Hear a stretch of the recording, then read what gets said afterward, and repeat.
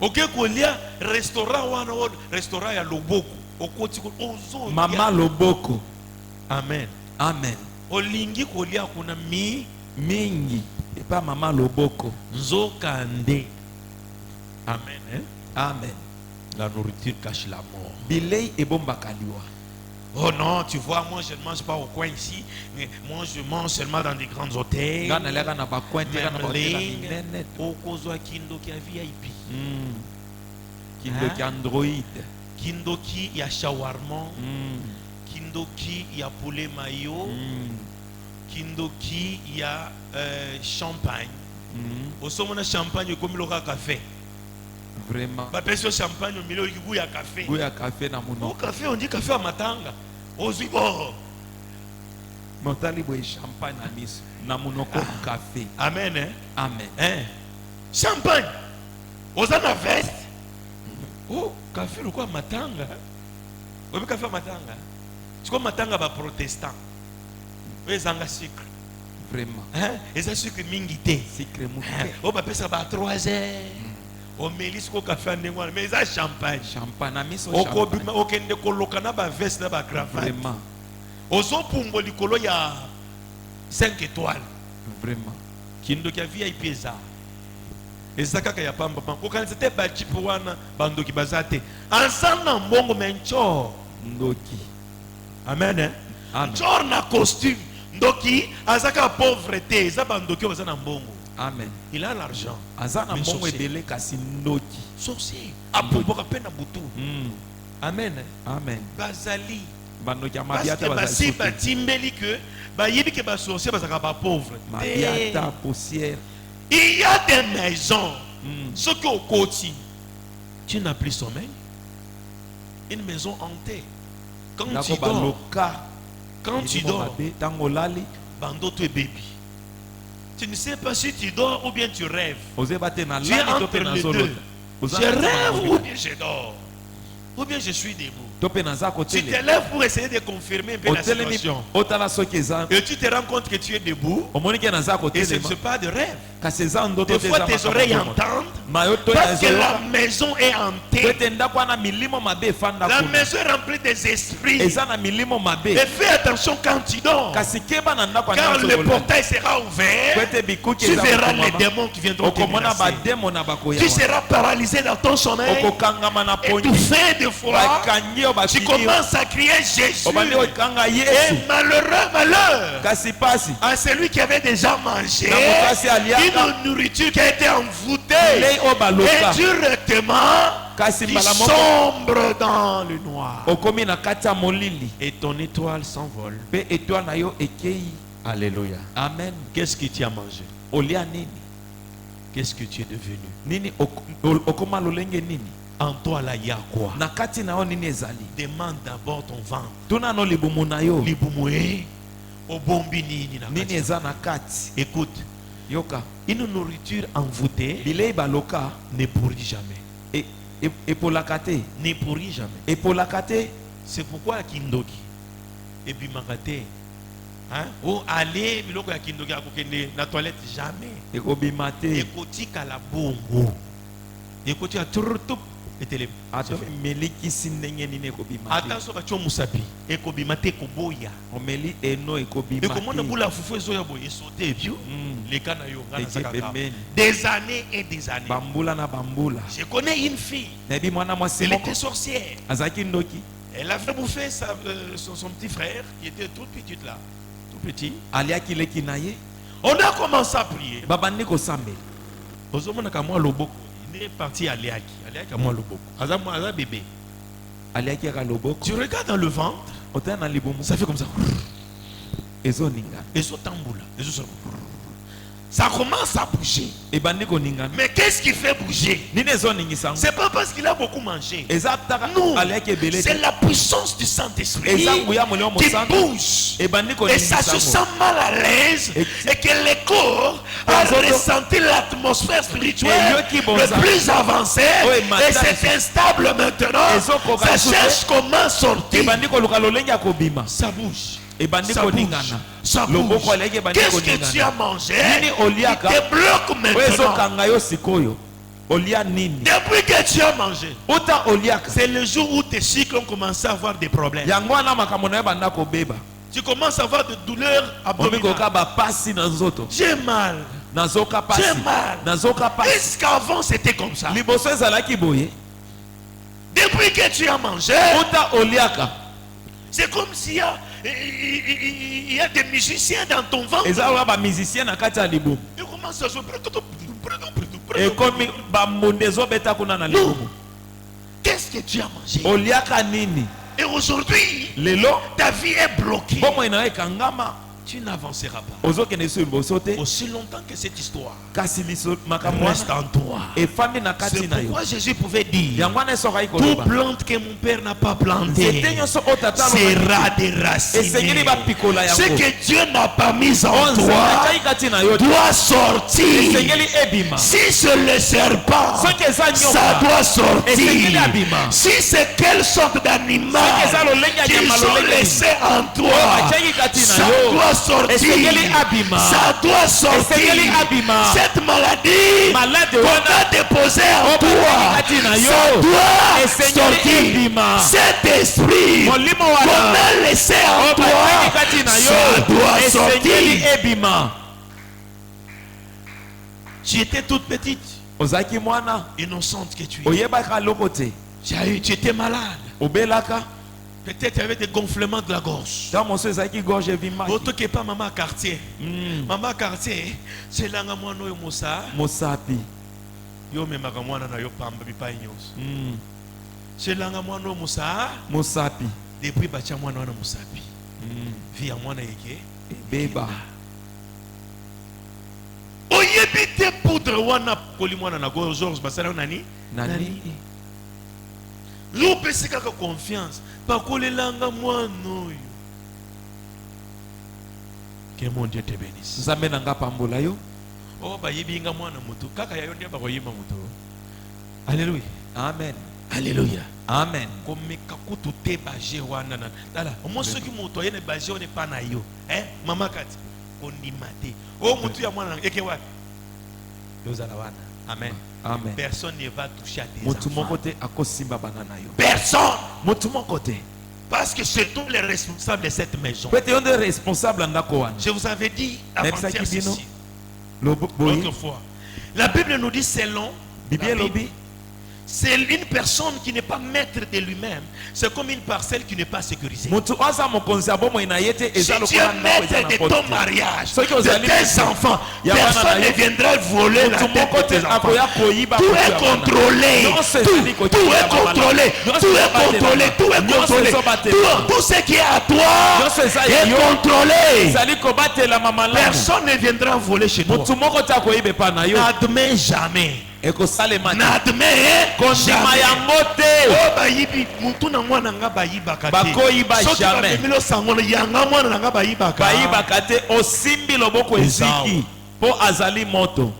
Est-ce que vous Amen. Qu'est-ce que tu as mangé?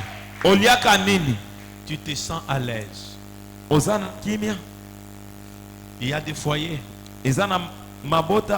qui sont en difficulté aujourd'hui. Papa n'aime pas manger à la maison. Pourquoi? Parce que là où il va, il y a une dame qui prépare. Et ce qu'il fait dans ses nourritures, vous ne savez pas. Les goûts de manger à la maison disparaît.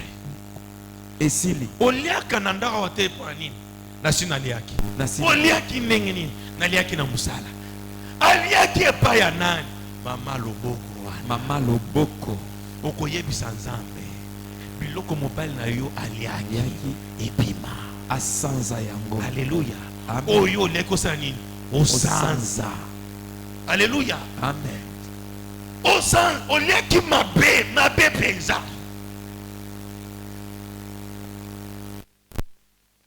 Miliki omeleki zo la miliki antaba. Amen. Miliki antaba. Et bloqué vina yo. Vraiment. Que mon Dieu te bénisse. Amen. Ta vie est devenue ce que elle est maintenant. à cause de la nourriture. Bona biloko liaki. Est-ce que dans les projets de Dieu, Nakata mobongisa nzambe. est-ce que Dieu avait prévu que tu sois comme ça? Nzambe abongisa ipoza la boye. Pose-toi d'abord cette question. Mituna motuna. Est-ce que Dieu, Nzambe quand il m'a créé, tango akelaki nga, quand il m'a envoyé, tango atindaki nga, quel a été son projet? mabongisa ezalaki nini? Que je Nayokaka devienne nini? qui? Esenye nazala Que nani? je sois qui? Nazala nani? Et le monde veut que je sois Mokili qui? elingi siko nazala nani? Mais pour te détruire, Kasi pona kobebisa yo, pour te détruire, pona kobebisa yo, c'est ce qui est écrit dans la parole de Dieu. yango wana ekomama na kati ya liloba na Nzambe. Ce qui détruit l'homme, c'est quoi? Oyebebisaka moto ezalaka nini? Amen. Amen. Tire avec ce verset. Matthieu chapitre 15. Matthieu chapitre 15.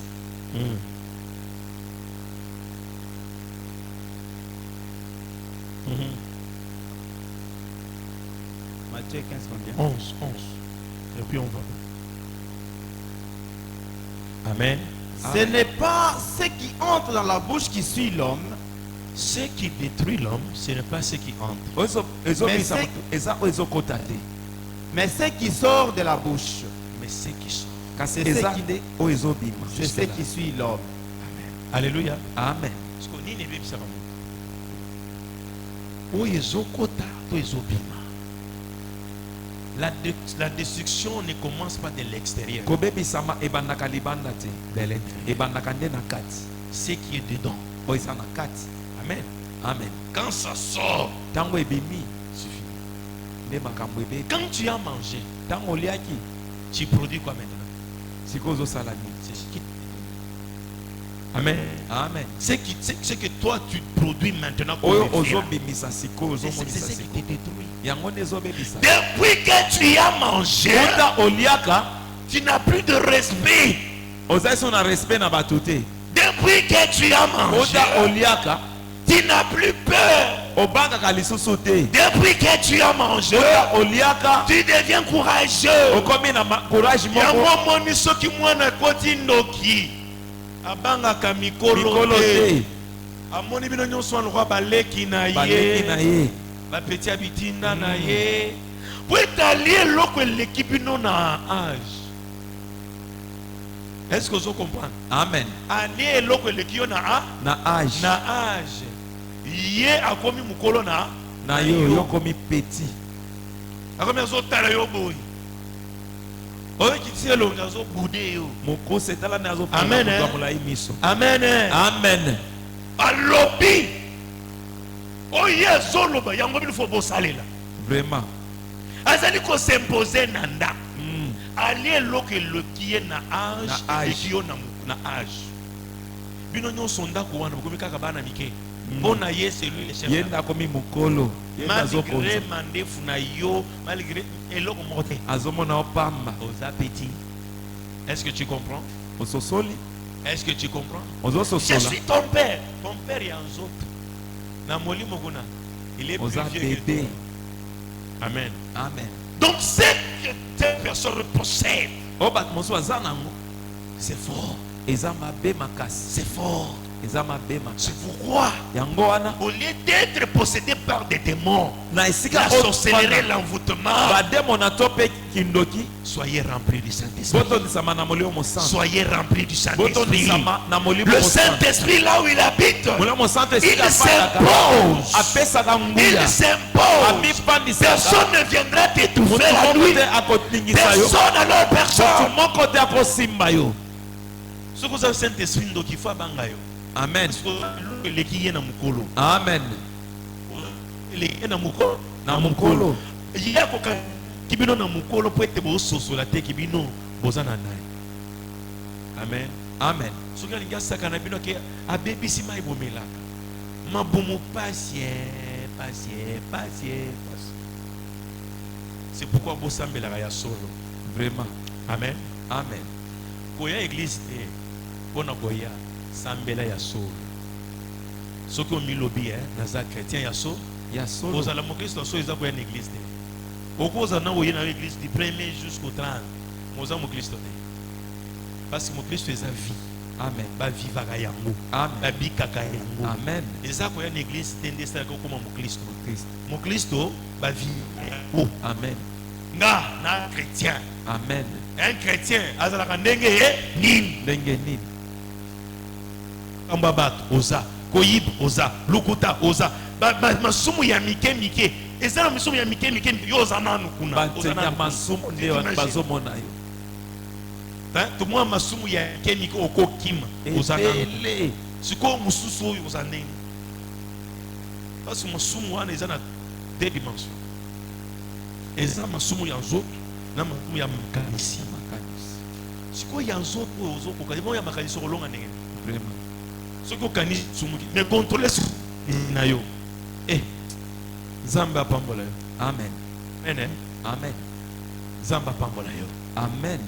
tala eloko yo oliaki nani alambaka ntango yo olambaka fufu olambaka ngo ndenge nini akobebisa fufu na yo moko yo olambi Vraiment. babebiseli yo yango batalia na musika boye bamufutango. c'est pourquoi quand tu prépares sanctifiaka yango. Tu prépares et tu pries. Je sanctifie cette nourriture. Tozolia mon action de grâce. Makila yesu ndezao. Amen. Et na neutraliser nguya nyonso ya molili. Amen. Kindoki kosala awa te. Amen. Biklo yero yo eza lokola lobiko na ndako na nga. Babeli fo babika. Kimia ezala, esengo ezala. Malgré matembele, ce qui est simbami na Saint-Esprit, esengo kozala. Amen. Beaucoup la bonne santé. Amen. Et là comme ça bat bonne santé, eza misunité. Eza ba sosote na bambisi. Mengolu ya nzambe na kati ya biloko zolia. Amen. Amen. Ce qui nzamba simbiango komona bana santé ningi ozala. Bisoka Thompson mama kobanga te chaque chose a son temps. Mais oyo zwim na ngonga wana tikete nzamba sala yo ngolu santé za la malamu. Amen. Santé uti pa na Yesu. Eza ko akoza biloko te.